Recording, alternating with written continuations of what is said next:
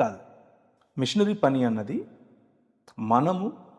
మనకు దేవుడిచ్చిన భారం చొప్పున ఎన్నుకున్న ఒక సామాజిక క్షేత్రం లేకపోతే ఒక భౌగోళిక క్షేత్రం, ఆ భౌగోళిక సామాజిక క్షేత్రం యొక్క సార్వత్రిక అభ్యున్నతి, హోలిస్టిక్ డెవలప్మెంట్ చేసేవాడిని మిషనరీ అంటారు. సో మిషనరీ, అపాలజెటిక్స్ ఈ రెండు కూడా కలిసి వెళ్తాయి. ఇవి ఇవి ఏమి వేరువేరు పోల్స్ ఏమీ కాదు.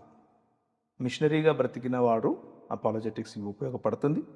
అపాలజెటిక్స్ తెలిసిన వారు మిషనరీ పనిలో తప్పకుండా ముందుకు వస్తారు. అలా రాకుండా కేవలం బుద్ధిజీవిగా మాత్రమే మిగిలిపోతే, కేవలము ఆలోచన జీవిగా మాత్రమే మిగిలిపోతే అది దేవుని రాజ్యానికి అలాగే దేవుని సంఘానికి పెద్దగా ఉపయోగపడే జీవన విధానం కాదు. అలాగే మిషనరీ కాబట్టి నేను సోషల్ యాక్టివిటీస్ చేస్తూ ఉంటాను. తార్కికమైన నేను నమ్మిన సిద్ధాంతాలను సమర్థవంతంగా చాటి చెప్పేటటువంటి ఇలాంటి మెలకువలను అర్థం చేసుకోవడం నాకు అవసరం లేదు అని అనుకుంటే వారు కూడా తప్పులో కాలేసినట్లే. సో ఈ రెండు కూడా కలిసి వెళ్ళేవే అన్నది నా అభిప్రాయం. చాలా బాగుందన్న. మిషనరీ వర్క్ అని దాని నిర్వచనాన్ని క్లియర్గా ఎక్స్ప్లెయిన్ చేశారు.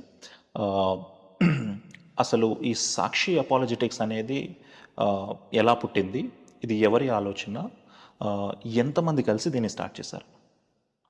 రైట్, చాలా మంచి క్వశ్చన్. సాక్షి అపాలజెటిక్స్ నెట్వర్క్ అనేది హైదరాబాద్లో ఉన్నటువంటి పాత నగరం అంటే ఓల్డ్ సిటీలో కొంతమంది ముస్లిం సోదరులు ఆ రోజుల్లో ఎక్కువగా బైబిల్ పైన అలాగే క్రైస్తవ భావజాలం పైన అలాగే ఇక్కడ ఉన్నటువంటి నాయకులను పేరున టార్గెట్ చేసి ఆ రోజుల్లో మీ యేసు దేవుడు కాదు, మీరు నమ్ముతున్న బైబిల్ సరైనది కాదు, ఇలాంటి మాటలు మాట్లాడేవారు. అలాగే అదే సమయంలో దా విన్సీ కోడ్ అని ఒక పుస్తకం కూడా రిలీజ్ అయింది.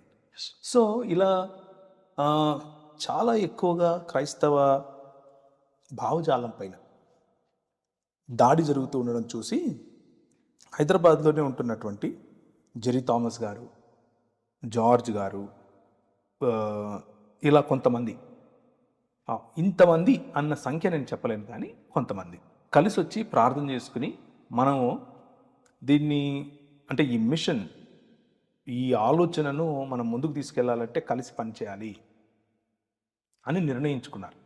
ఆ సమయంలో నేను ఇందోర్లో ఉన్నాను, ఉత్తర భారతదేశంలో ఉన్నాను. వీరు నిర్ణయం